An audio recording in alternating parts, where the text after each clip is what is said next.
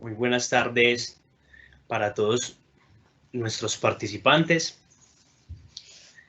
En nombre del comité organizador del EATEC 2020 y de la Corporación Universitaria Remington, damos inicio a esta segunda actividad del módulo 6, Medio Ambiente y Recursos Hídricos, del Encuentro Académico Técnico de Ingeniería Civil. Les agradecemos por su participación el día de hoy y recordarles que esta es la segunda actividad nuevamente del último módulo de nuestro evento.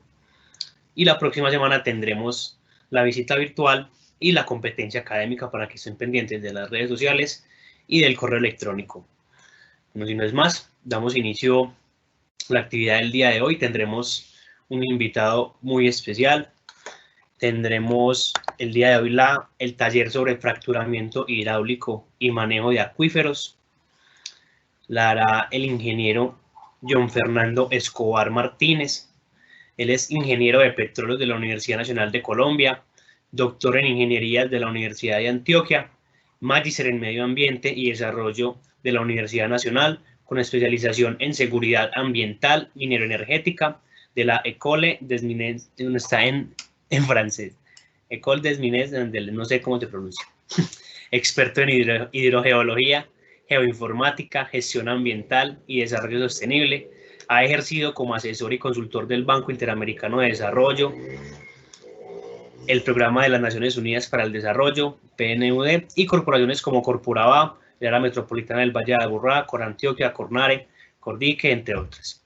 Se ha desempeñado también como docente de pregrado y posgrado de la Universidad Nacional en Antioquia, San Buenaventura, Medellín, Jorge Tadeo Lozano, Politécnico Colombiano Jaime César Cadavid, donde también fue rector en el periodo del 2015 al 2017. Actualmente es docente e investigador de la Universidad de Antioquia y es miembro activo de la Asociación Colombiana de Hidrogeólogos, presidente electo de la Asociación Latinoamericana y de la Asociación Internacional. Les recuerdo entonces hacer sus preguntas por medio del chat de la plataforma y también responder la encuesta de satisfacción que será puesta también en el chat de la plataforma para que estén pendientes. Ingeniero, bienvenido y muchas gracias por la participación. Si me puede corregir, no lo le agradezco. École des Mines d'Alès. Bueno, con gusto. Pues bueno, muchas gracias a ustedes por invitarme. Queremos compartir pues esta presentación. Este trabajo, ustedes me disculparán que las diapositivas estén en inglés. Quise mantener una exposición que se hizo el año pasado, hace un año en el Congreso 46 de la Asociación Internacional de Hidrogeólogos, en la cual llevamos esta discusión, llevamos digamos, esta disyuntiva que se tiene actualmente con el desarrollo de los hidrocarburos, sobre todo en yacimientos no convencionales. Entonces la conferencia pues titulamos Fracturamiento hidráulico y gestión de acuíferos, una asociación dialéctica en áreas de explotación potencial de hidrocarburos no convencionales. Este trabajo fue preparado conjuntamente con el doctor Armando Zamora, que fue parte de la comisión de expertos que conceptó sobre el fracking en Colombia, del doctor Carlos Vargas, que también fue miembro de esta comisión. Hoy en día el doctor Armando Zamora es el presidente de la asociación, de la Agencia Nacional de Hidrocarburos, y desde mayo me convocó pues para ejercer la vicepresidencia de operaciones, regalías y participaciones, y allí estamos haciendo este trabajo desde el punto de vista del regulador. Y es importante que ampliemos la discusión acerca de esta situación, ¿cierto? El fracking, como se conoce habitualmente este tipo de operaciones, genera muchas dudas, genera muchas preocupaciones y genera también discusiones que son serias, no solamente en términos territoriales y sociales, sino también en términos académicos. Entonces, vamos a repasar el estado de hoy. ¿Qué sabemos de esto? Voy a empezar con un pequeño contexto acerca de dónde está la discusión. ¿Dónde en Colombia se están dando estos, digamos, tenemos la mayor potencialidad de estos recursos que se asocian con la formación La Luna en el Valle Medio del Magdalena? ¿Qué es eso de fracking? Y el nombre correcto, que realmente es estimulación hidráulica en sección horizontal, ¿de qué trata? ¿Cuáles son esos temores que tiene la comunidad y cuáles son esas contrastaciones técnicas que se han hecho frente a esos temores? Pero colocando especial atención en lo que tiene que ver con los riesgos que se generan dentro de la operación misma, la sismicidad inducida, que ha sido gran parte digamos, de la mala propaganda que ha tenido este tipo de operaciones, sobre todo por eventos que han sucedido en otros países. La capacidad institucional, muchas veces cuando se abordan procesos disruptivos desde el punto de vista de la ingeniería, tenemos esa dificultad, considerar que en Colombia muchas veces o no se ha desarrollado la capacidad institucional, o la capacidad institucional no tiene garras y no tiene dientes para generar esas funciones de regulación. Y allí específicamente uno de los grandes temores es el desconocimiento de nuestros acuíferos y la prevención en la afectación de aguas subterráneas. También existen grandes temores en lo que tiene que ver con la pérdida de soberanía sobre el recurso o sobre las técnicas de extracción. ¿Y cuáles son esos consensos y disensos? ¿Por qué no logramos unos acuerdos? Bueno, y algunas conclusiones y recomendaciones que hacen parte del estudio, pero que también fueron retomadas por la comisión de expertos. Entonces, cuando hablamos de una asociación dialéctica, recordarán ustedes del bachillerato, cuando vimos filosofía o algunas teorías sobre las ciencias humanas, esta palabra dialéctica es utilizada porque es esa metodología que trata de dilucidar la verdad confrontando argumentos opuestos. Y esos argumentos están dados por una tesis que expone una concepción o tradición, o sea, las leyes básicas que gobiernan el mundo, lo que sabemos empíricamente, porque ha sucedido cientos de veces. La antítesis, que es una contradicción a la tesis, que es la hipótesis contraria, y una síntesis que puede ser un nuevo entendimiento del problema, no necesariamente la solución. Puede ser un nuevo entendimiento del problema o una de tantas soluciones al problema que tengamos. Entonces, que en ese pequeño repaso de metodología de la investigación, entremos en materia. ¿Qué pasa con los hidrocarburos? ¿Y por qué los hidrocarburos entran como en ese eje de necesidad de tener hidrocarburos? En el caso colombiano, nosotros sabemos que el hidrocarburo es el ítem más importante de exportaciones. Ellos generan el 50% del dinero que retorna por exportaciones. Ellos contribuyen con cerca del 29% del capital de inversión, eso es bastante alto.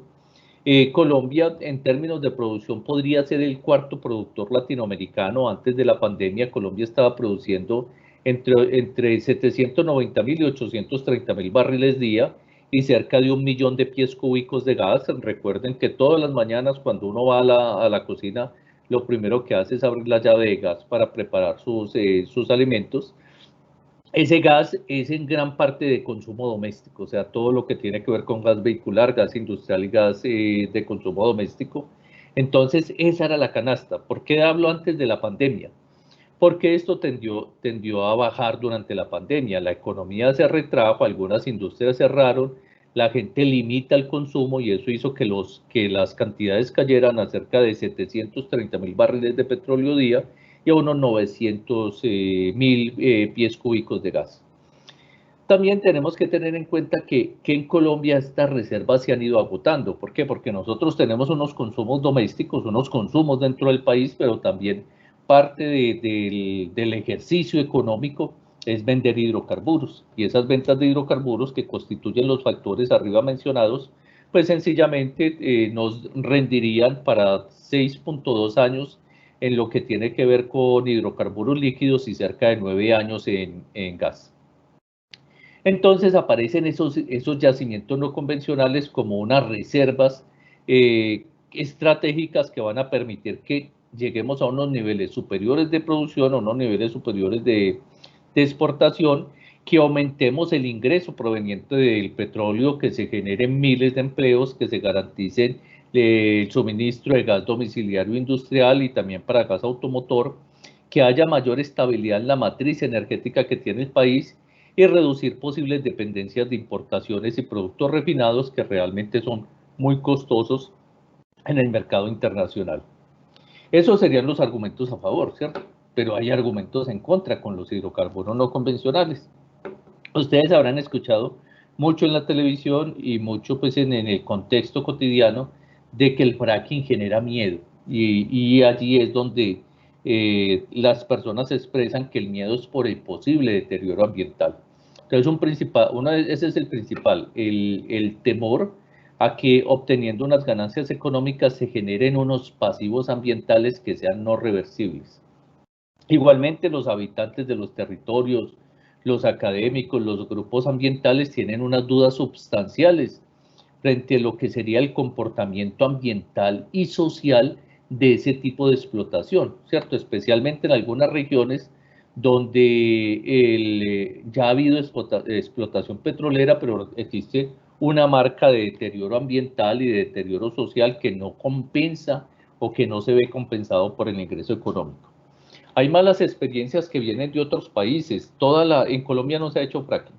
Entonces, toda la información que nos llega son de errores o daños que se han cometido en otros países.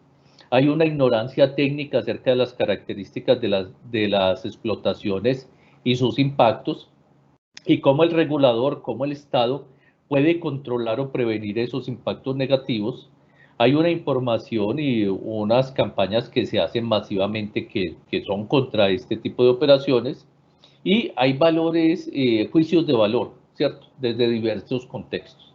Y eso, digamos que allí es donde está esos pros y esos contras, digamos que están enfrentados y no logran encontrar un camino de solución. Pero, ¿qué son los hidrocarburos o los yacimientos no convencionales comparados con los convencionales? Podríamos decir que el hidrocarburo como tal y el gas como tal es el mismo. O sea, son los mismos que se sacan de las explotaciones convencionales que tenemos en Arauca, en el Meta, en el Valle Medio del Magdalena. Pero los hidrocarburos no convencionales o los yacimientos no convencionales son unas formaciones muy particulares que se quedaron enterradas muy profundo en el suelo durante durante una determinada cantidad de tiempo, y que se quedaron entrampados porque hay unas rocas encima de ellas que no son permeables y que impidieron que esos hidrocarburos salieran. Entonces, si miramos la Tierra hace 95 millones de años, la Tierra era como la ven ahí en la pantalla.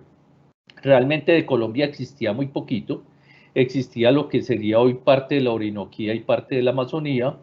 Algunas serranías se estaban levantando, sobre todo lo que era el macizo central, o sea, hoy sigue siendo el macizo central donde nacen el río Magdalena y el río Cauca, y lo otro era un mar, un gran mar.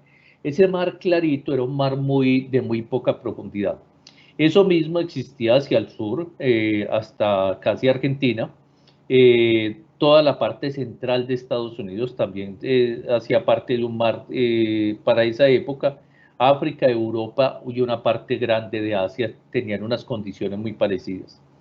Pero en ese mar existía en una tierra que es diferente a la tierra de hoy.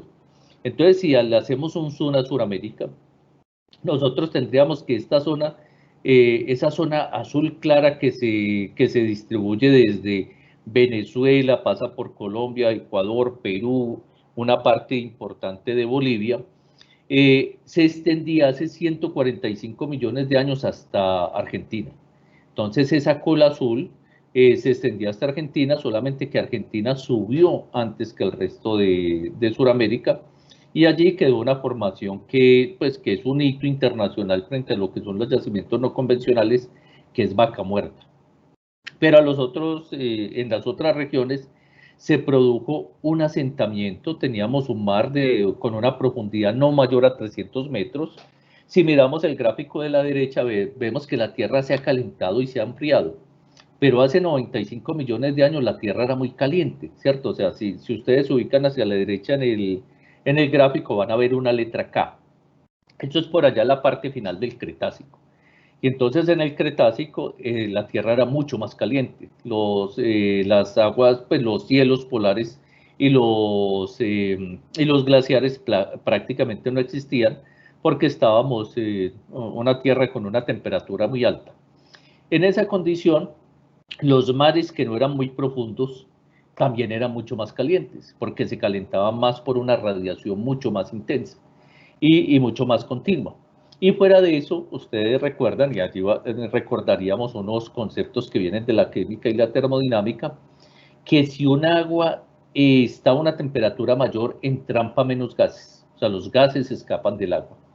Pero también teníamos que era una época muy agitada para la Tierra estaba agitada por el volcanismo, había una tectónica muy violenta y habían volcanes por todas partes y los volcanes estaban emitiendo enormes cantidades de CO2 y enormes cantidades de H2S.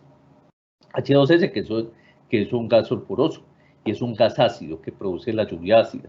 Por lo tanto, lo que llovía era lluvia ácida, llovía un compuesto cercano al ácido sulfúrico o un ácido sulfúrico disuelto.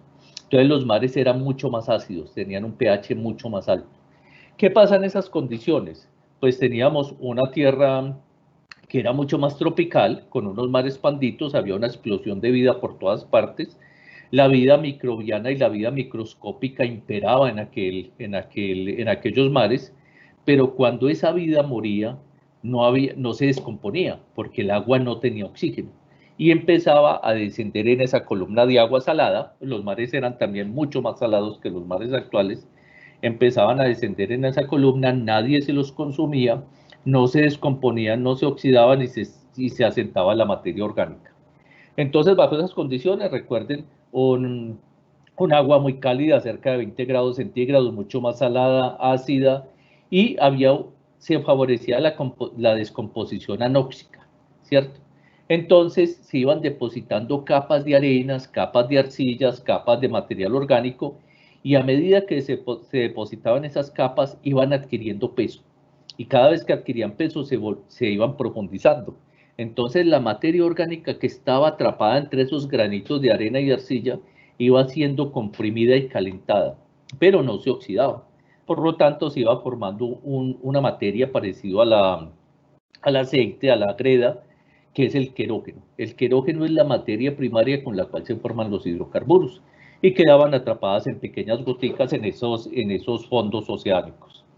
Pero igualmente, a medida que se depositaban otras capas, había un fenómeno de presión que hacía que la permeabilidad se fuera disminuyendo.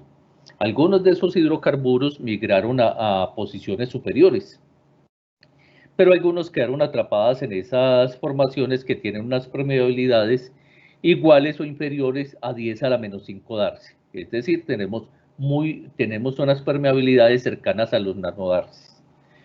¿Dónde pasó eso en Colombia? Valga decir que la formación La Luna es el origen de todos los petróleos que hay en Ecuador, Perú, Colombia, Venezuela, Guyana y Trinidad y Tobago, y Brasil también, ¿cierto? O sea, aparte de esos hidrocarburos se distribuyeron. Entonces, imagínense, la enorme riqueza de Venezuela en hidrocarburos procedió de ese escurrimiento, de ese tipo de esponja que teníamos. Pero muchos hidrocarburos, tal vez mucha mayor cantidad que los que migraron, quedaron entrampadas en esas formaciones que no los permitieron escapar porque la permeabilidad sencillamente se redujo mucho. En Colombia, donde tenemos esas condiciones, en la cuenca Caguán-Putumayo, en la cuenca del Catatumbo, en la cuenca Cesar Ranchería, en la cordillera oriental, en la Guajira, en llanos orientales y en el valle superior, medio e inferior del Magdalena. Allí tenemos ese tipo de formación que propició esto, ¿cierto? A medida que se iban profundizando los hidrocarburos, pues la roca va adquiriendo llamémoslo esquistosidad, las rocas se generan como planos. Por eso muchas veces cuando hablamos de yacimientos, pues decimos que hay yacimientos que están en arenas, pero si a usted le pegan una pedrada con un pedazo de yacimiento lo matan, eso es una roca sumamente sólida, uno muchas veces dice, ¿y esto dónde tiene los poros? Y estamos hablando de permeabilidades de 10 darcis, mientras que por ejemplo aquí estaríamos en 10 a la menos 5, entonces en esas pequeñas fisuritas se acomodaron los hidrocarburos. Igualmente la tierra es plegada, entonces eso no lo encontramos horizontalmente, muchos de ellos inclusive los encontramos verticalmente. Entonces, en esas capsulitas entrampados entre arcilla y arena, se quedaron esas goticas. Esto podía ser, yo que sé, un pequeño crustáceo que quedó atrapado ahí, se volvió aceite y con él se depositaron en esa misma capsulita del tiempo, se formó aceite, es decir, petróleo, se formó gas, que como los fluidos son compresibles, muchas veces está disuelto dentro del mismo hidrocarburo, y agua salada, porque recuerden que se formaron en unos mares sumamente salinos. Entonces, estos serían esas pequeñas cápsulas de MO, que sería materia orgánica o querógeno. El querógeno, recuerden, es la sustancia que da origen al petróleo. Pero entonces, ¿cómo vamos a ir? Pues eso está muy profundo. ¿Cómo juega eso y cómo llegamos allí? Si nosotros cortamos un bloque y esos mismos esquistos que teníamos en la figura anterior, los vemos en este slide, en la parte de abajo, ellos se plegaron, llegaron las cordilleras e hicieron que eso se comportara como un acordeón. Entonces los planos que antes eran horizontales se vuelven casi verticales. Entonces, las explotaciones convencionales habitualmente se dan hasta la profundidad más o menos de la mitad de ese bloque. Para el Magdalena Medio podemos estar hablando de profundidades de 700 metros, 1000 metros, pero la formación La Luna está de 2500 metros o más abajo. En la figura que ustedes ven hacia el centro, ven cómo es el comportamiento de estas formaciones en otras regiones del mundo. Por ejemplo, hay una cuenca sedimentaria donde hay una roca generadora, roca madre, donde se formaron los hidrocarburos en Estados Unidos, que es Marcellus. Estados Unidos es un país que consume consumía antes de la pandemia entre 10 y 11 millones de barriles de petróleo al día. Recuerden que Colombia produce 800.000, entonces imagínense la magnitud del consumo. De esos 10 millones de barriles, vamos a trabajar una cifra redonda, Estados Unidos antes producía 7 millones de barriles. ¿Qué pasó con el fracking? Ellos empezaron a producir masivamente y a desarrollar masivamente pozos de fracking. Tanto es así que ellos ya pasan del 1.000.000 de pozos de fracking. Y en ese evento Marcellus está mucho más arriba. Marcellus está solamente 400 metros de profundidad. Estando a 400 metros de profundidad, los acuíferos en esa formación Marcellus están muy cercanos a la superficie.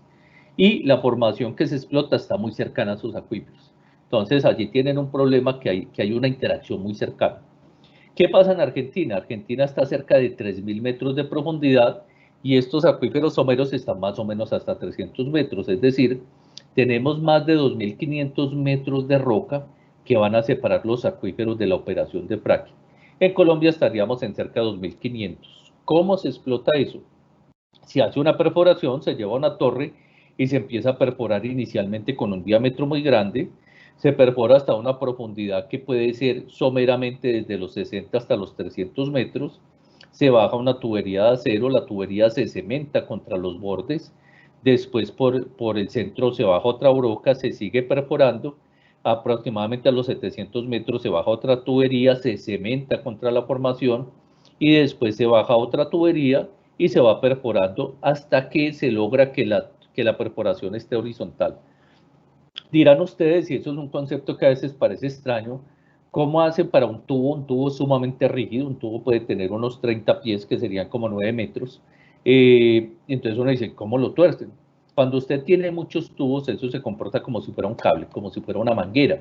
Entonces sencillamente se le va dando con unos mecanismos de telemetría y de navegación particular, se hace que la broca tome un sentido y se puede obtener esta horizontalidad en la perforación con una misma sarta.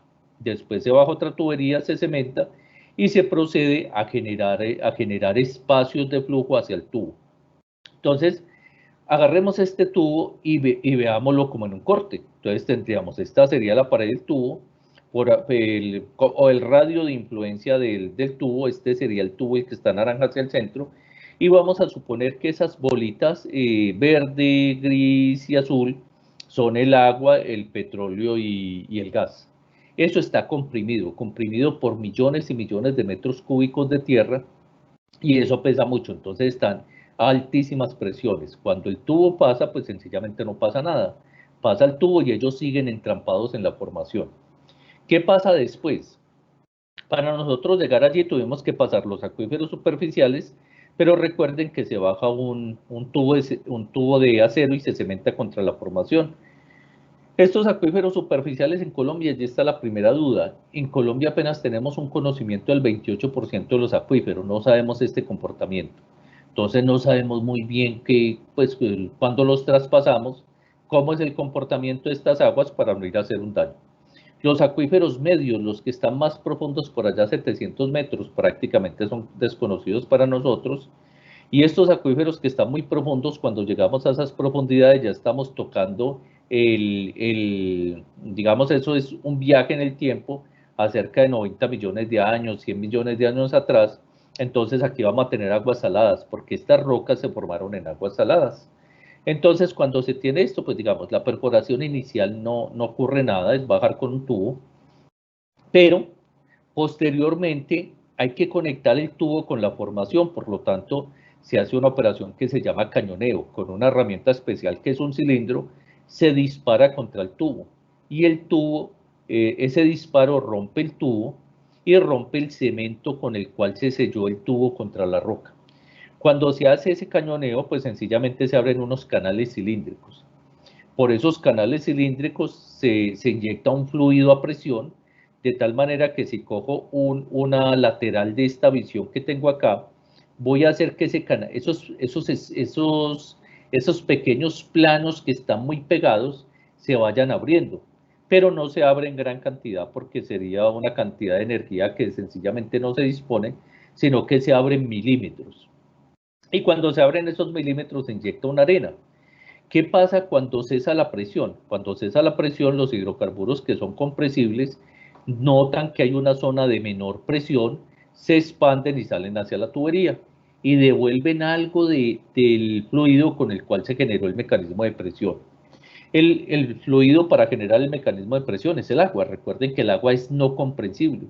Por lo tanto, voy a tener una presión aquí al final de la formación que va a ser igual a la presión que yo tenga en las bombas arriba, más el ρGH de toda esa columna de agua. Es decir, ese es el mecanismo de presión que permitiría abrir las fracturas. ¿Hasta dónde se abren las fracturas? Hasta que se encuentre una roca que sea plástica, como la arcilla. Las arcillas no se quiebran, eh, las arcillas son plásticas, es decir, se les mete presión y ellas sencillamente se deforman, absorben esa presión. Para acabar de ajustar, las arcillas son hidrófilas, quiere decir que ellas captan el agua pero no la transmiten, entonces a nomás sienten agua lo que hacen es hincharse, es decir, se vuelven más plásticas y se sellan todavía más. Entonces los pasos estarían por bajar la tubería, hacer la perforación, cementar el casing es ese tubo de hierro contra la formación, después de eso generar el cañoneo y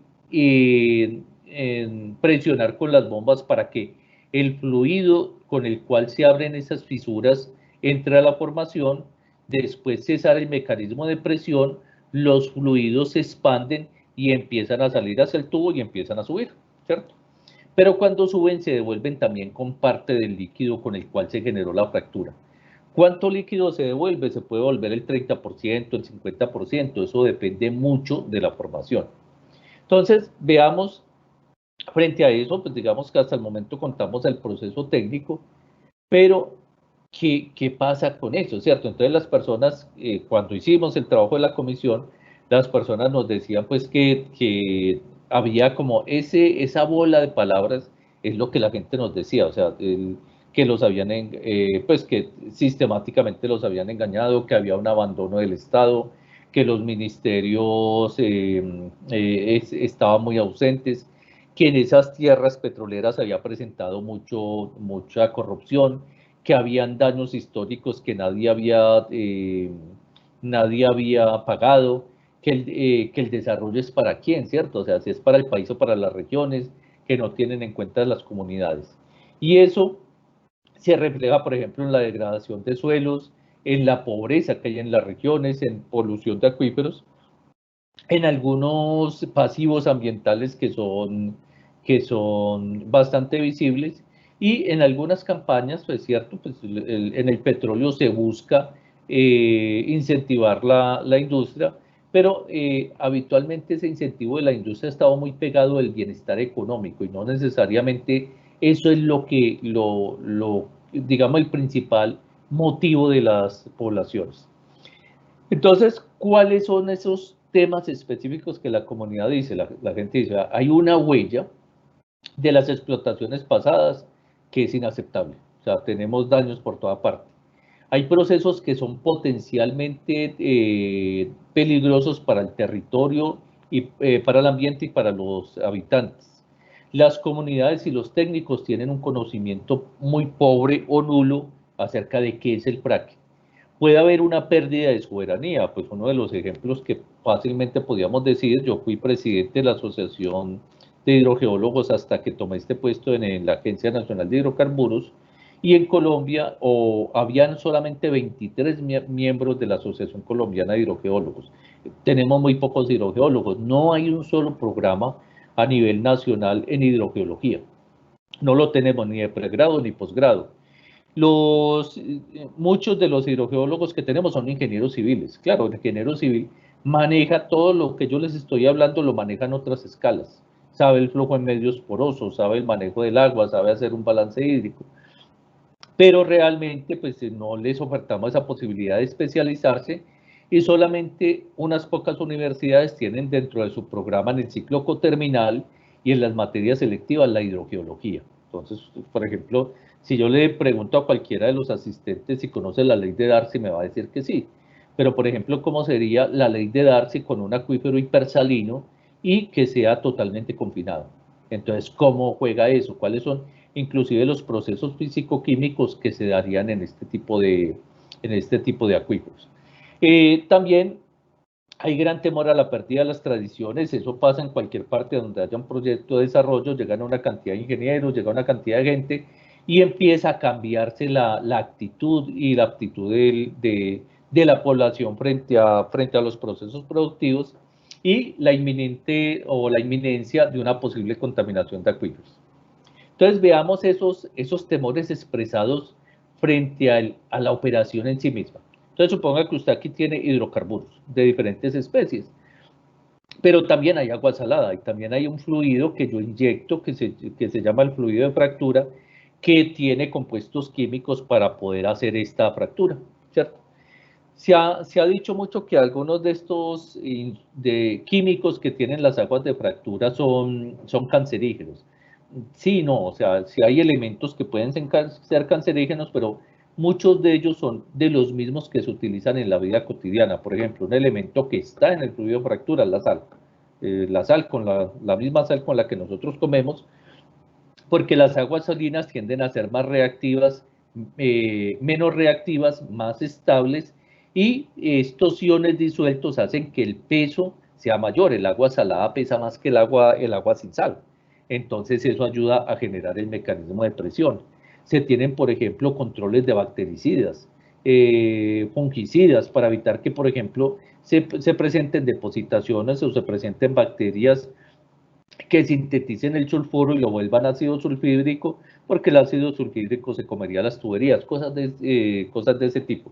Elementos que están asociados a la gelatina sin sabor, elementos que están asociados a la conservación de enlatados, jabones, entonces casi todo eso está presente. Las composiciones hacen parte, por ejemplo, de las mismas fórmulas que las empresas postulan o que las empresas usan para esto. La reglamentación actual obliga a que las empresas entreguen esas fórmulas. Pero entonces eso aún así tiene riesgos y tal vez lo mejor es conocer cuáles son esos riesgos para conocer los mecanismos de control. Veamos cuáles son esos principales riesgos durante la operación. Una operación de fracking es como se muestra en la foto. Llegan decenas de camiones que pueden llegar a ser 90, 100 camiones. Se parquean de esta forma, son camiones especiales que tienen motobombas, se pegan a unas líneas y empiezan a generar presión desde los camiones para que se genere esta inyección a presión.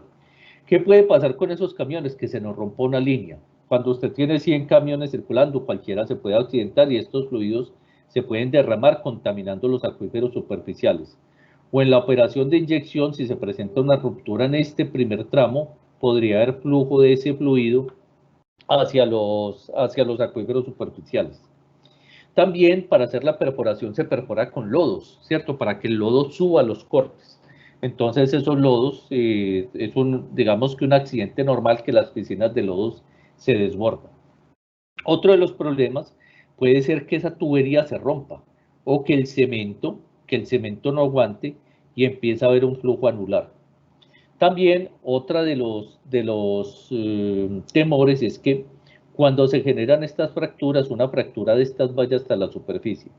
Eso sí lo podemos decir con absoluta tranquilidad, eso no es posible, esa situación no se presenta. Porque recuerden que aquí tenemos cerca de 2.500 metros de roca, eso pesa demasiado. Fuera de eso tenemos rocas plásticas. Entonces la energía que se necesitaría para generar esa fractura superaría por mucho la energía que podrían dar estas bombas, porque las fracturas tienden a cerrarse, no a abrirse.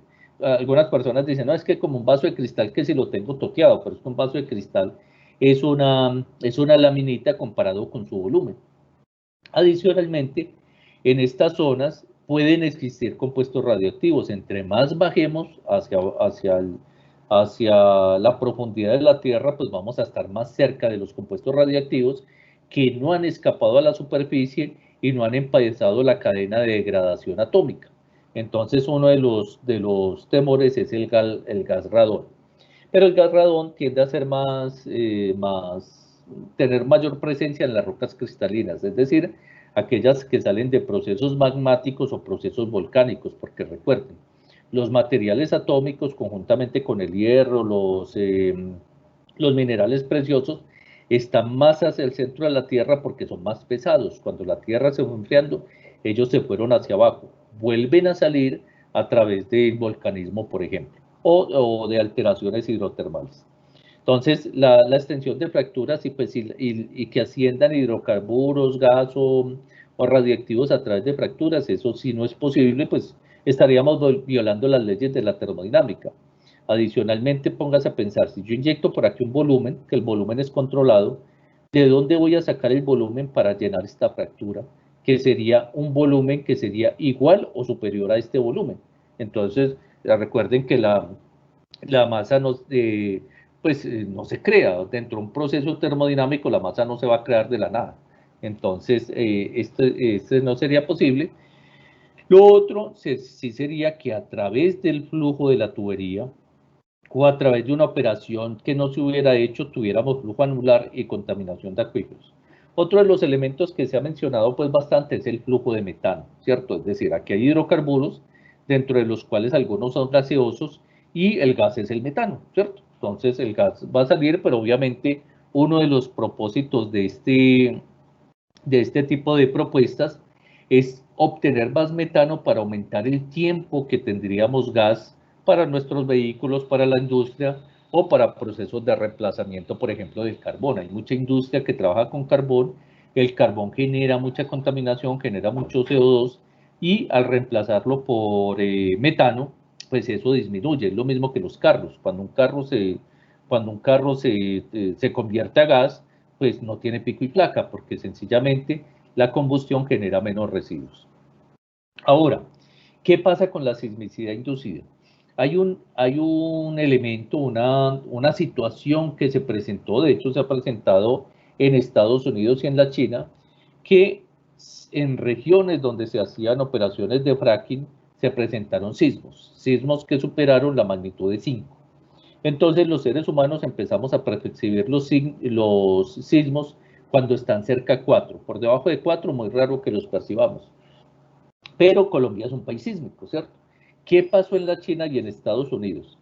Hay una operación que sí es de la industria petrolera, que es como el petróleo sale con agua, las legislaciones a lo largo y ancho del mundo indican que esa agua que salió con el petróleo no se debe vertir en superficie, sino que tiene que volver a formaciones de donde salió o formaciones cercanas a donde salió.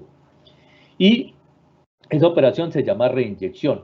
¿Qué pasó en Estados Unidos? Tenían cientos de miles de pozos que hacían fracking, recogían mucha agua esa agua se la entregaban a privados en Estados Unidos. En Colombia los derechos del subsuelo son del Estado y el Estado los da bajo concesión o bajo rondas de asignación. Mientras que en Estados Unidos el subsuelo es del privado que es dueño de la parte superior. O una persona puede tener la parte superior y le vende la parte inferior a otro. Y un privado tenía un negocio que recibía aguas salobres y las inyectaba como si fuera un basurero, como tener un basurero privado que recibo desechos de muchas partes y cobro por disponer esos desechos. Pues en una operación antitécnica estaban inyectando mucha más agua de la que le cabía a la formación. Tenían una falla cercana, la falla se lubricó y saltó por el plano de falla y se generó un sismo de cerca de 5, que en una región donde nunca temblaba, pues tener ese sismo, las construcciones ni las personas estaban preparadas para esa operación. Colombia es sísmica, y si ustedes ven acá, estos colores indican la profundidad. Entonces, por ejemplo, los rojos son de 0 a 30 kilómetros y los azules son con profundidades que están de 120 a 180 kilómetros. Entre más profundo el sismo, menos dañino. Pero observen que hay regiones, por aquí la zona central, cerca de las cordilleras, hay mucha sismicidad, claro, eso todavía se está moviendo. Pero por aquí, en lo que es cercano a Venezuela, el escudo guayanés, eso es muy viejo. Entonces, realmente no debería haber sismicidad. Pero observen esto por acá. Aquí tenemos un nido sísmico, hay muchas bolitas de esas de menores de 30 kilómetros. Efectivamente, en esa región donde hay grandes explotaciones de petróleo y unas operaciones muy extensas de reinyección, pues se genera una sismicidad producida, donde las bolitas indican la magnitud. Entonces observen que todas las magnitudes son inferiores a 2. Y enseguida vamos a mirar lo de la magnitud. Si hacemos un zoom sobre la zona del Valle Medio del Magdalena, pues vemos bolitas, muchas bolitas de ese tipo. Y esas bolitas no solo, pues partes se derivan de pequeños nidos, de zonas donde se están reinyectando aguas oleaginosas o donde se está sacando petróleo, pero muchas de ellas se asocian a la tectónica de la cordillera oriental y de la cordillera central y de la falla de Bucaramanga y la meseta de los Santos, que son algunos de los lugares con mayor cantidad de sismos. Pero la reinyección de aguas oleaginosas sí produce incremento de los sismos.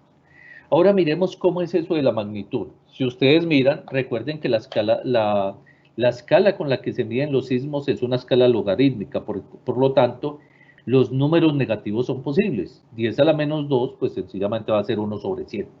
Entonces, si nosotros comparamos estas magnitudes, vamos a ver, por ejemplo, que una magnitud menos 4 sería más o menos el impacto sonoro que produce destapar una botella de champaña. Entre 2 y 3, lo que produce un rifle de aire. Entre menos 1 y menos 2, lo que produce una pistola. Y cercano a 0, lo que produce un rifle, ¿cierto? Y si nosotros vemos en una operación de fracking, esto fue unas mediciones que se hicieron en una operación de estimulación hidráulica, pero en pozo horizontal, a profundidades mayores a 2.325 metros, pues se presentaron realmente eventos que todos fueron del orden de menos 2, de una pistolita. Entonces, este sería como la señal sísmica que se produce en una operación de estas. Este es un caso de Marcellus.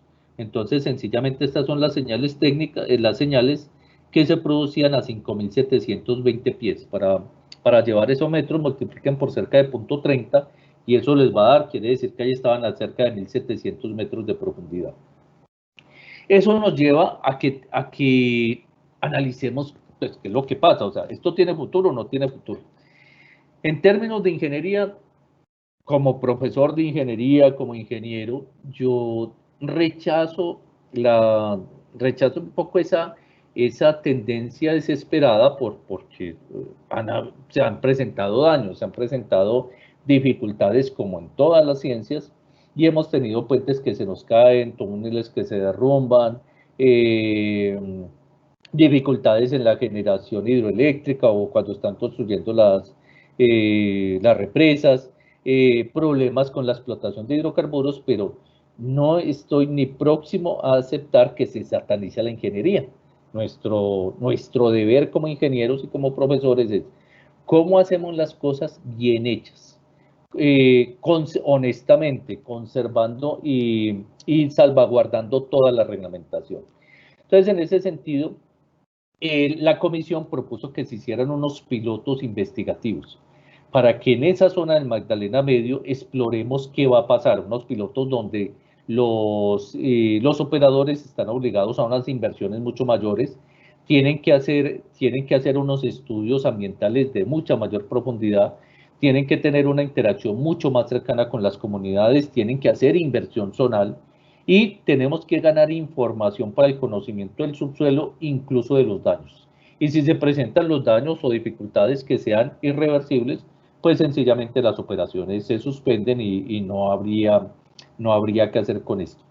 El Consejo de Estado suspendió la norma que habilitaba la exploración de los hidrocarburos no convencionales, pero habilitó o no suspendió la idea de hacer pilotos investigativos. La convocatoria para los pilotos investigativos ya se colgó, ya hay empresas que están presentando propuestas y es muy posible que para el otro año tengamos cuatro pilotos controlados donde se construirán 2 ramales por cada piloto.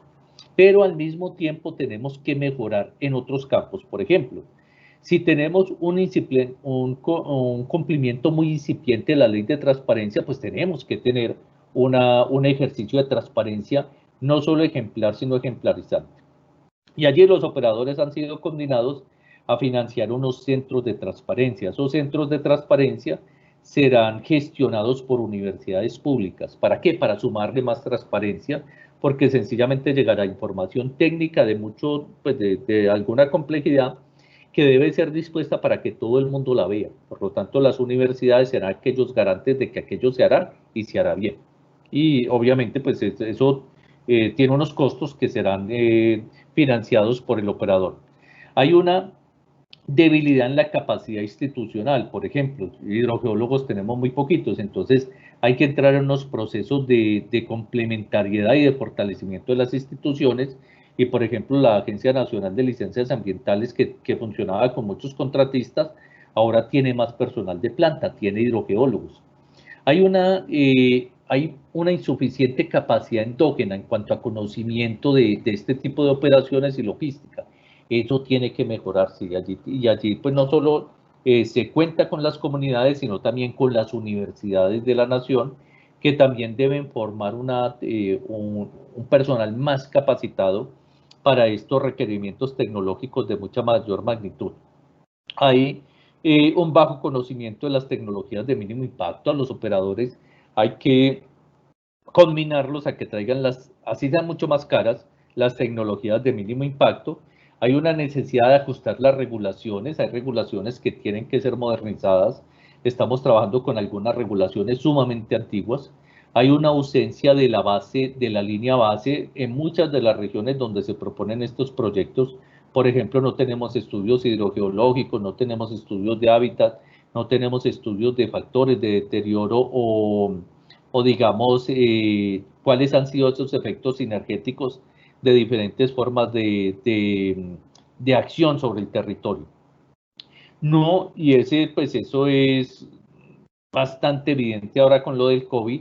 No tenemos mapas de riesgos en cuanto a salud, no tenemos líneas bases de salud en las regiones, si son pobres en las ciudades, en las regiones son casi que inexistentes. Hay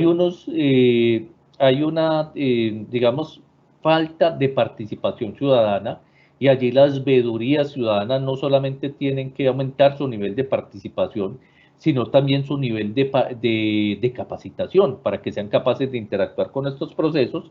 Y en cuanto a los acuíferos, como les decía, solamente conocemos el 28% de los acuíferos. Esto también es una forma de conocer los acuíferos profundos.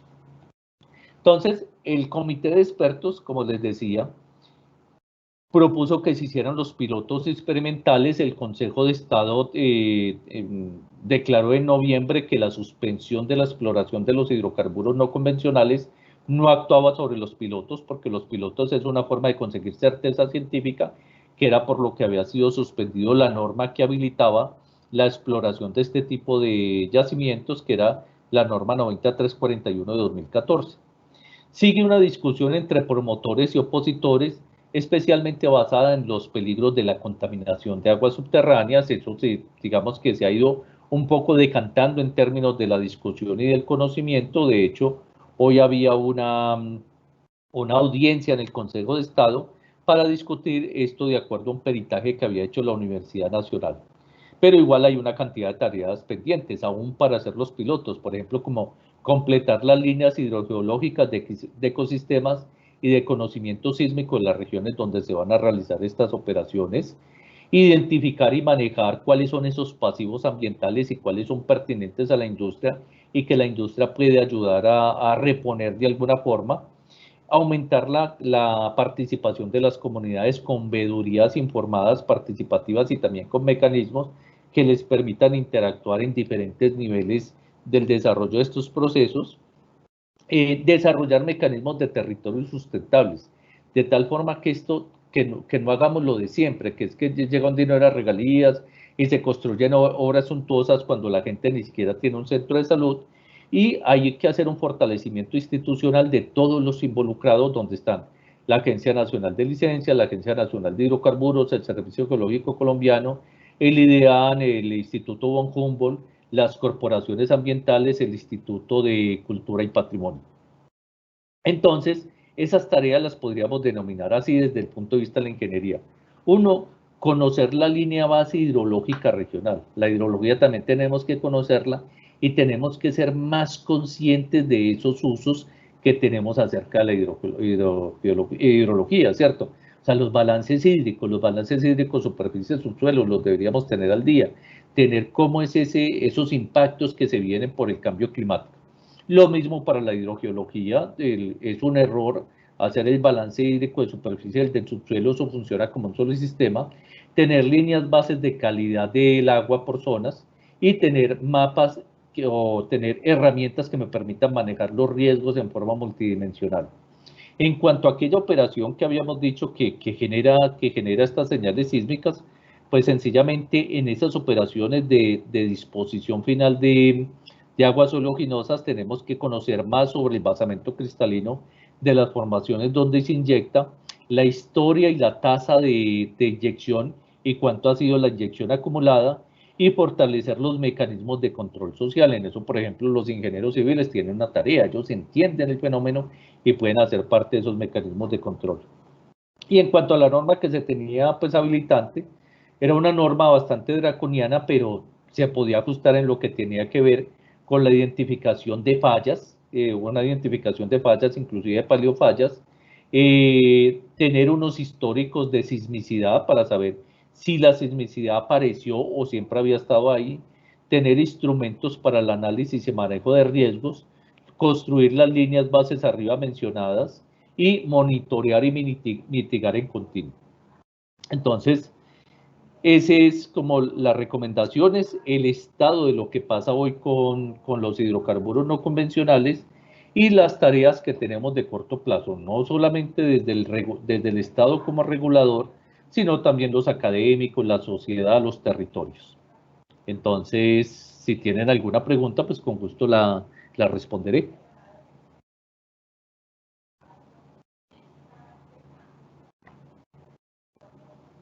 ¿Me escuchan?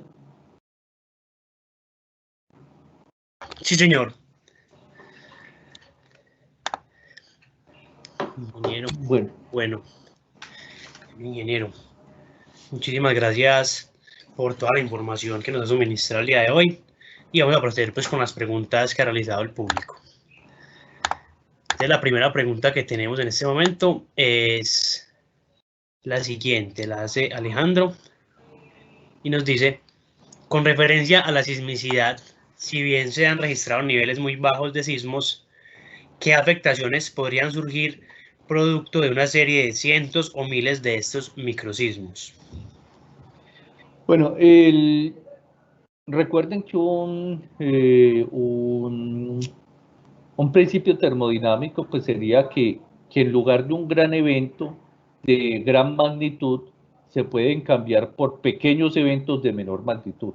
De hecho, hablando de formaciones, pues las formaciones no solo son plásticas, sino que también son resilientes. Ellas tienden acumular tensión y aflojar la tensión.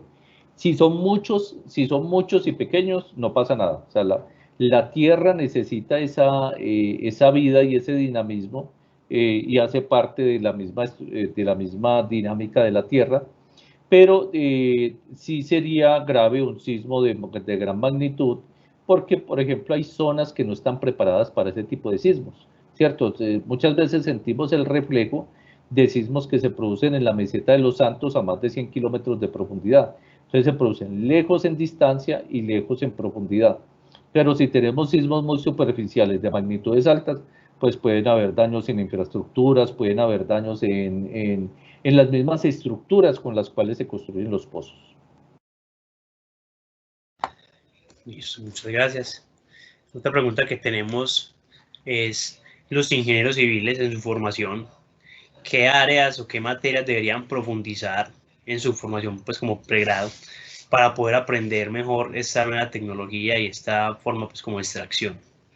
Sí, en general la perforación no solamente es de la industria del petróleo, o sea, para yo hacer un piezómetro necesito perforar. Entonces, yo pienso que en lo que tiene que ver con materias como concretos, cementos, es importante que trabajaran lodos, composición de los lodos, material, pues cómo aumentar la reología o la capacidad reológica de los lodos para subir cortes, para evitar el lodo en sí mismo, es una defensa del acuífero, para evitar contaminar un acuífero, y perforaciones hacemos para todo, perforaciones se hacen para edificios, para túneles, etcétera, etcétera. También la hidrología, pero la hidrología, digamos, más avanzada, utilizando algunas técnicas que vengan de los sensores remotos, de la geomática, balances hídricos integrados, superficie, subsuelo, balances de energía en atmósfera. Y la hidrogeología, al menos, pues sería como mínimo recomendable que que todos los programas de ingeniería civil tuvieran al menos una materia, si fuera electiva, de hidrogeología.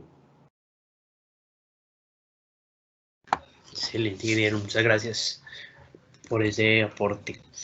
Otra pregunta que tenemos es la siguiente: ¿qué tan prudente es iniciar pilotos sin estudios previos como los hidrogeológicos? ¿Y qué implican estos pilotos? Sí, los estudios previos se hicieron, de hecho, pero no.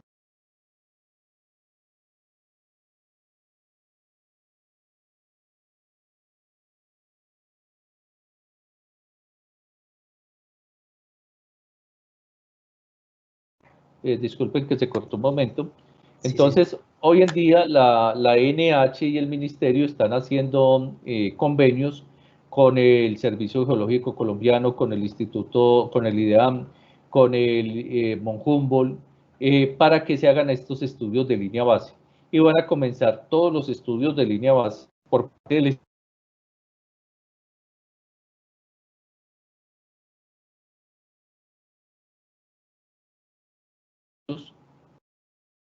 que el operador tenga que hacer unos estudios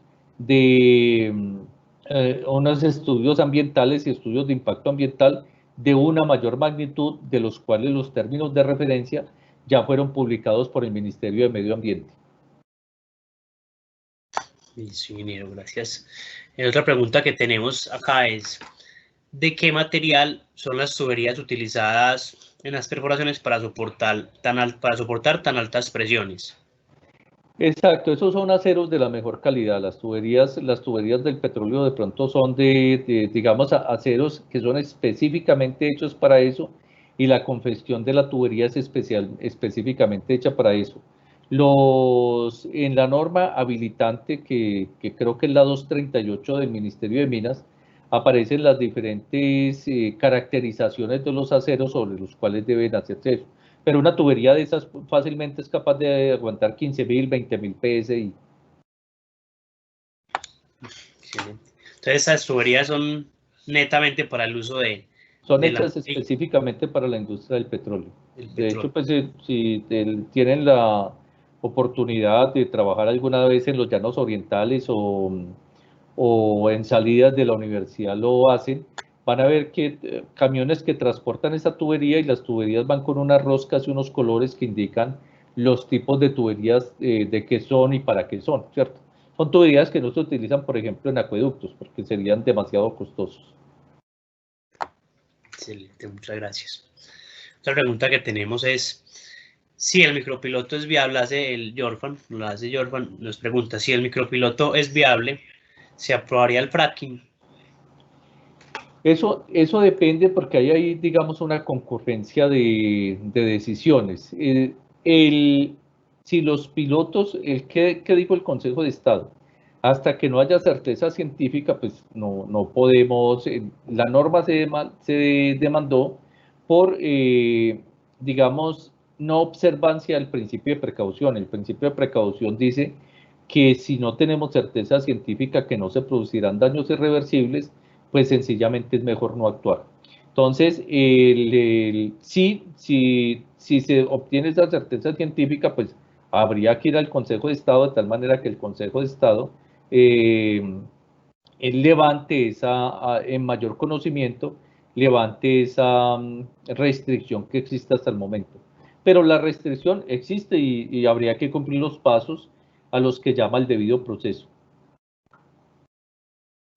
Listo, ingeniero, muchas gracias. Aquí nos pregunta Gustavo, nos dice, en la ingeniería civil, ¿qué tan importante es estudiar y conocer la profundidad de los acuíferos? Pues en general, pues no solo en la ingeniería civil, sino en muchas ingenierías, porque como les digo, hace parte del ciclo del agua.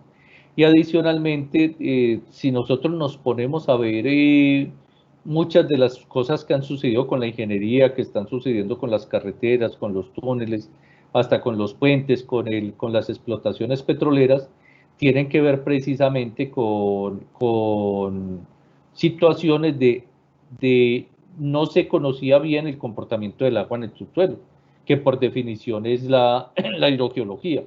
Entonces, pues es de vital importancia, no solo porque allí tenemos una fuente de agua disponible para consumo humano, inclusive para operaciones industriales, el litio que se está sacando para hacer los autos eléctricos, para las baterías de los autos eléctricos, sale de unas aguas salobres que están en el subsuelo.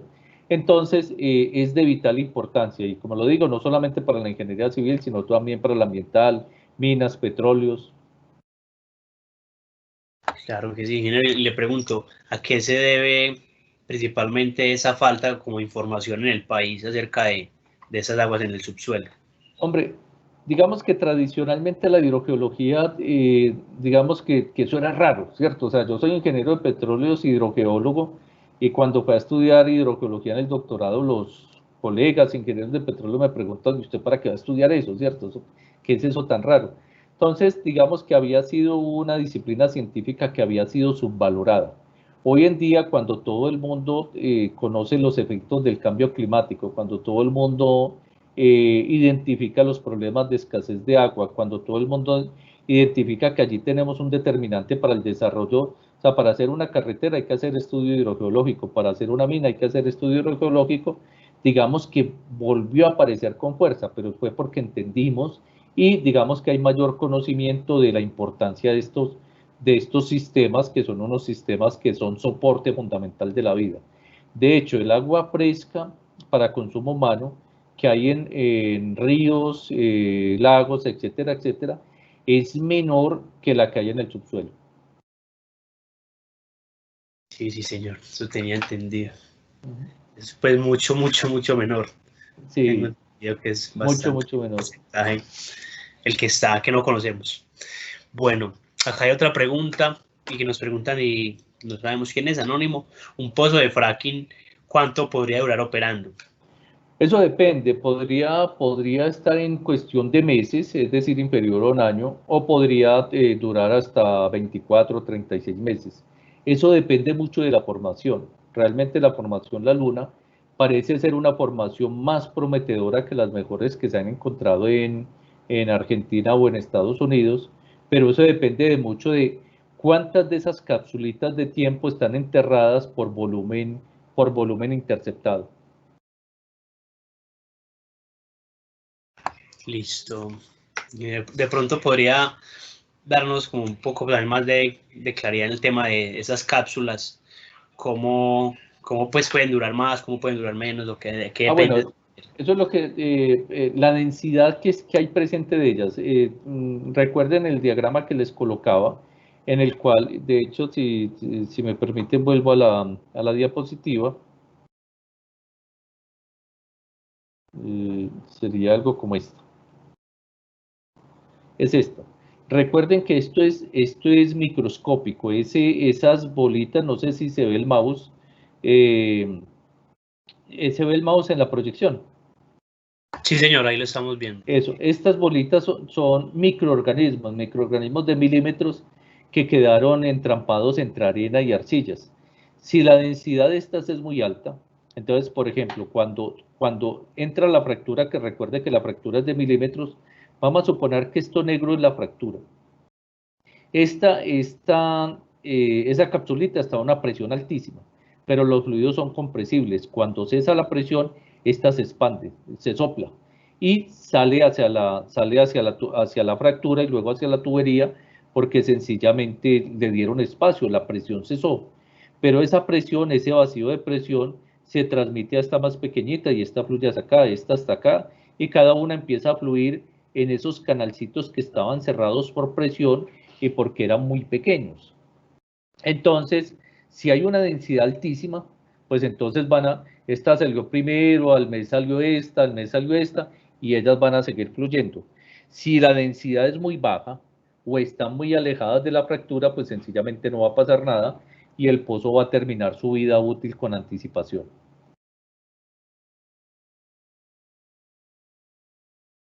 Entonces, pues según esto, no hay como una duración de pronto promedio o que se pueda No, estimar de los pozos. eso, cada pozo, desde una plataforma se pueden perforar 6, 12, 18 pozos, porque se perforan horizontales en sentido radial. Entonces, y por pisos, se hace un piso abajo, otro piso más arriba, otro piso más arriba.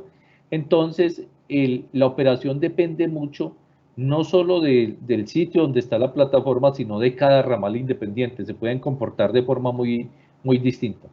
Pero a diferencia de los convencionales, cuando se descubre un yacimiento convencional, de ahí a sacar el primer barril pueden pasar 3 a 5 años. En estos no, cuando se perfora el pozo y se generan las fracturas, la producción es instantánea. Listo, bien. Acá Jorfan nos vuelve a hacer una pregunta. Nos dice, cuando se hace una perforación por fracking, antes de ello se hace perforaciones para conocer los diferentes estratos y ver su capacidad, o qué otros métodos para conocer los estratos No, hay. efectivamente, hay una primera aproximación que se hace con sísmica 2D y 3D. Es decir, hay una sísmica que se hace provocando una señal energética y se nota la refracción de esa señal. Puede ser como si fuera una especie de pared o puede ser cubos. Entonces, con esa sísmica obtenemos una primera imagen del subsuelo. Pero también se debe perforar un pozo estratigráfico, es decir, se perfora un pozo vertical y se analizan cada uno de esos cilindros de roca que se saca para encontrar cómo es la fractura, cómo son las tensiones, cuál es la esquistosidad natural y de allí se sacan esas lecturas. Pero son previos y son proyectos que son bastante de tecnologías avanzadas y bastante costosos. Sí, muchas gracias. ¿Qué otra pregunta anónima? Nos dice, de ser aprobado el fracking, ¿sería operado por Ecopetrol o por qué razón el Estado licitó los pilotos? No, de hecho el modelo de asignación de áreas de Colombia no es Ecopetrol. Ecopetrol pues es la empresa estatal, la que tiene, digamos, la más grande dentro de Colombia, pero el modelo de asignación de áreas de Colombia es más bajo la forma de asociación, ¿cierto? Aquí puede venir cualquier extranjero y licitar un área. Tienen que pagar derechos económicos y si hacen un hallazgo tienen que pagar regalías, pero digamos que la asignación y concurso de áreas no es un monopolio. De hecho, pues no, Colombia no tiene ese tipo de monopolios, creo que nada. O sea, no existe la minería, no existen los petróleos, tampoco existen las vías. O sea, cuando sale una vía se licita y puede venir cualquier operador y ganar la operación, la construcción. Listo, ingeniero, gracias ahí por la información. Y nos preguntan, también pues como personal, es interesante esta pregunta, es ¿cómo se conoció esta nueva tecnología de extracción por fracking? ¿Cómo y cuándo y dónde? Si tienes la respuesta. No, de hecho, esto es muy viejo, ¿cierto? O sea, ya todos, ya muchos operadores o muchas empresas a nivel del mundo habían notado que cuando bajaban, las rocas no estaban en sentido horizontal, sino que estaban en sentido vertical. Las rocas, la naturaleza juega con la forma de las rocas y los esquistos.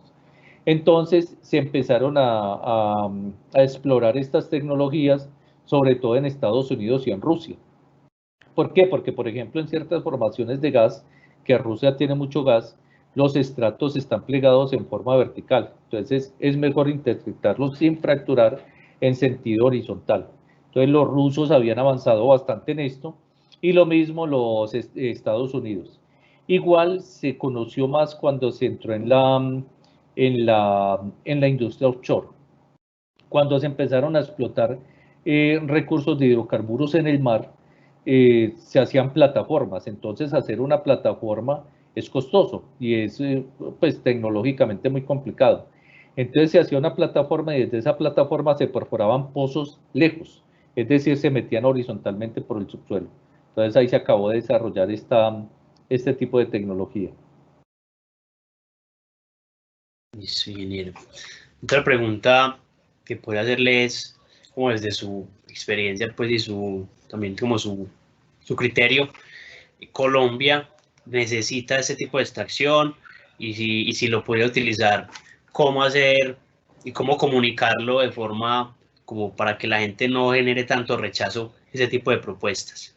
Sí, digamos que esa es una situación que vamos a ver con todo, ¿cierto? O sea, no es posible que se haga un tipo de explotación donde no haya una especie de concurso de objetivos desde diferentes sectores. Por ejemplo, la ganadería y la agricultura realmente no son tan cercanas, ¿cierto? O sea, pues, la ganadería necesita grandes extensiones de tierra y si yo tengo un cultivo, la vaca se la va a comer. Entonces, habitualmente vamos a encontrar esas dificultades, vamos a encontrar esos encuentros de razonamientos en cuanto a los tipos de producción. En el caso pues de este tipo de tecnologías, Colombia las necesita por una razón simple. Nosotros somos un país pobre. La industria extractiva puede servir para generar caja, para hacer otras cosas, para desarrollar una industria, para desarrollar nuestra infraestructura, para desarrollar nuevos mecanismos de generación de energía, porque igual necesitamos la energía. Y eso que en nuestro país, digamos que el medio tropical, a nosotros el calor no nos va a matar y el frío tampoco. Pero, por ejemplo, en los países europeos, en Rusia, si la gente no se calienta con gas en invierno, se muere. Y si no se enfrían pues, utilizando energía para prender sus aires acondicionados, también se mueren. Pues hemos visto las mortandades que se han presentado en veranos muy intensas. Entonces puede ser un círculo vicioso porque entonces, bueno, tenemos problemas de calentamiento global, utilizamos hidrocarburos para enfriarnos, pero al utilizar hidrocarburos estamos generando más calentamiento. Colombia no es uno de los grandes aportantes de gases de efecto invernadero, pero en el caso de Colombia, nosotros sí necesitamos caja. Y obviamente también tenemos que hacer un camino cierto hacia lo que es la transición energética para tener nuevas fuentes, porque no podemos negar que, por ejemplo, la industria eólica puede ser menos contaminante yo qué sé, que los hidrocarburos, pero contamina, ¿cierto? O sea, igual de toda esa fibra de vidrio, contamina la producción de la fibra de vidrio, los gases lubricantes y de los enfriadores que se utilizan en los autogeneradores son hexafluoruros que la capacidad es de 27.000 veces con respecto al CO2.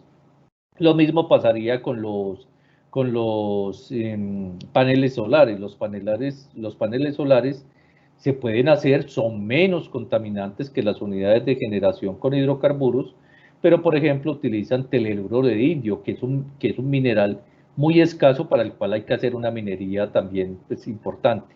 Y lo que ya conversaba, por ejemplo, de las explotaciones de litio y cobalto para las baterías de los autos eléctricos.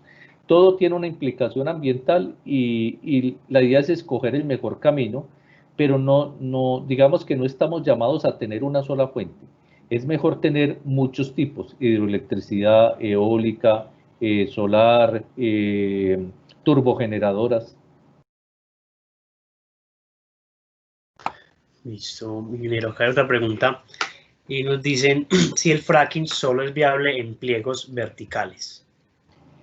No, de hecho la industria convencionalmente hace estimulación hidráulica en pozos verticales, es decir, sobre planos horizontales.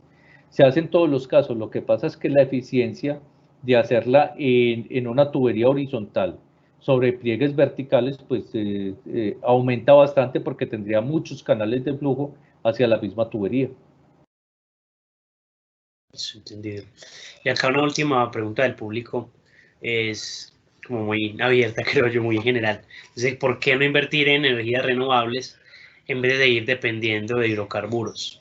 No, se está invirtiendo. De hecho, por ejemplo, creo que a principios del año se tuvieron unas rondas donde se asignaron proyectos de generación eólica y de generación de solar para aumentar la participación de este tipo de generación a cerca del 12 al 25%. Entonces, eso es importante. O sea, tendríamos una matriz muy, muy importante en ese sentido, pero también tenemos que tener en cuenta que nuestra generación es fuertemente basada en la hidroelectricidad, que es una energía barata, pero que tiene también sus implicaciones ambientales que pues están en una discusión constante y que finalmente también van llegando como un límite porque son o no aceptados por las personas. Listo, ingeniero. Pues por ahora, estas son las preguntas del público. Yo también le hago una pregunta muy general, perdón, teniendo en cuenta pues que este es un evento académico, técnico, muy enfocado a la formación pues, de los estudiantes. La mayor participación que hemos tenido es de estudiantes. ¿Cuál es de pronto, su ideal o una propuesta para que desde el ámbito académico Colombia y las universidades y las facultades de ingeniería tengan como más fuerza y un mayor conocimiento y podamos ser más competitivos en estos temas? ¿Qué se podría hacer desde las universidades? No, yo creo que el currículo hay que diversificarlo. Hay que diversificarlo y digamos que deben haber unos contenidos que posiblemente no están. Esos contenidos es importante, ya los mencionaba ahora, la hidrología, la hidrogeología deben ser unos ejes conducentes del conocimiento de la ingeniería, al menos en las ingenierías que se asocian a las ciencias de la tierra o que interactúan con ellas, como puede ser la ingeniería civil, las construcciones y la ingeniería de petróleos. Lo otro es digamos que desde la academia debemos perder el miedo a conocer, ¿cierto? Entonces, el conocimiento muchas veces es satanizado en términos digamos, de los posibles efectos que pueda presentar ese conocimiento. Les voy a poner un ejemplo que tal vez ustedes no recuerden porque no creo que estaban muy niños y algunos no habrían nacido cuando se empezó el conocimiento del ADN, la investigación genética, se hizo un experimento que se clonó una oveja que se llamó la oveja Dolly. Eso se armó Troya. O sea, yo en ese tiempo estaba en la universidad, entonces que el hombre estaba jugando a ser Dios, que de alguna forma iban a empezar a ensayar con seres humanos. Salieron muchas películas en las cuales clonaban seres humanos y los clones nacían sin alma y mataban a la gente, etcétera, etcétera. Hoy en día, si no fuera por ese conocimiento que se desarrolló, por toda esa discusión que se mostró, pues las excomuniones que se dieron, la investigación para desarrollar la vacuna contra el coronavirus estaría en cero. Hemos avanzado tanto en lo que es la prueba, los test, caracterizar cuántos enfermos tenemos y en las vacunas, porque se desarrolló esa ruta de conocimiento. Si hubiéramos escapado a la primera dificultad o al primer temor que generó la ingeniería genética, pues sencillamente hoy en día estaríamos a merced de un fenómeno que también es natural. Los virus aparecen cada cuanto y matan una serie de millones de personas. Digamos que hoy podemos defendernos. No sé cómo sería hoy que la gente dijera, no más investigación genética porque a un presidente de un país extranjero muy poderoso lo lleva, pues lo recobraron muy rápido utilizando ingeniería genética desarrollada con fetos humanos. Entonces digamos, no, porque eso es pecado y entonces, o sea, nos sometemos a que el virus nos mate. Eso realmente no pasa, ¿cierto? Entonces, allí es donde ese segundo consejo, no tenerle miedo al conocimiento. Obviamente, tienen que haber unas regulaciones éticas importantes. Y el tercero, pues sería un elemento que no necesariamente se puede desarrollar desde la universidad. Y es que todos tenemos que ser conscientes que nosotros tenemos que respetar la norma, o sea, las leyes están ahí para respetarlas.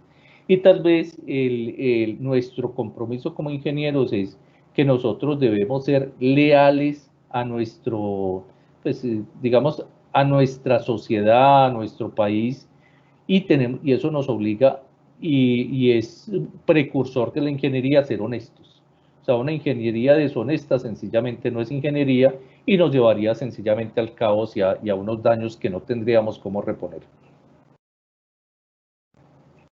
Pero, ingeniero, pues muchísimas gracias por su tiempo, por estar acá presente en este evento. Para nosotros es muy importante y es muy grato contar con ingenieros de la trayectoria que usted ha tenido en este evento, tenerlo pues acá presente. Entonces, unas palabras para finalizar su intervención, ya que no tenemos más preguntas. No, pues gracias por invitarme, pues espero que les haya sido de utilidad la información que se tiene. Espero que también dentro de las universidades se vaya motivando más este tipo de eventos, porque realmente en esto lo que la universidad pueda llegar a ustedes es una parte de todo lo que es la ingeniería, y realmente la ingeniería avanza tan rápido que la universidad no les va a poder entregar con todo. Entonces motivarlos a que sigan con este tipo de eventos y a que sencillamente se aproximen a todos esos campos del conocimiento. Y en esa discusión, que sean los hechos los que hablen y no solamente los hechos que nos sirven, sino todos los hechos y con una base de racionalidad científica y técnica. Y obviamente con toda la carga ética y humana que tiene que tener la ingeniería. Listo, ingeniero, muchísimas gracias nuevamente por el tiempo, por su intervención, por todo ese conocimiento que nos ha brindado. Recuerden a nuestros participantes que estas conferencias van a quedar colgadas en nuestro canal de YouTube para ver si se perdieron alguna cosa, quieren repasarlas. Toda la información pues, que nos ha dado, ahí vamos a tenerlas disponibles. Y recordarles también llenar la encuesta de satisfacción que está aquí en el chat. Entonces, si no es más, les damos pues la finalizada este taller del último módulo del evento. Esta también es nuestra última transmisión con el software de Microsoft Teams y pues por todo el apoyo de la Universidad Remington que nos ha brindado durante estos meses de evento. Un agradecimiento muy especial a la universidad, a todo su equipo logístico, a Diego, a Margarita, a Paula, a la profe Diana y a todo el comité organizador pues, de LEATEC por haberlo hecho posible, por dedicarle tanto empeño y tanto profesionalismo a este evento. Les agradezco pues públicamente y espero poder trabajar con ustedes más adelante. Entonces, bueno, si no es más, muchísimas gracias a todos por su participación. Recuerden estar pendientes de las redes sociales, del correo electrónico. Recuerden, la próxima semana tendremos las 2 últimas actividades y tenemos una sorpresa también para todos, una última conferencia que no está marcada en la agenda, pero estén muy pendientes para que vean de qué se trata. Entonces, hasta luego y muchas gracias por todo.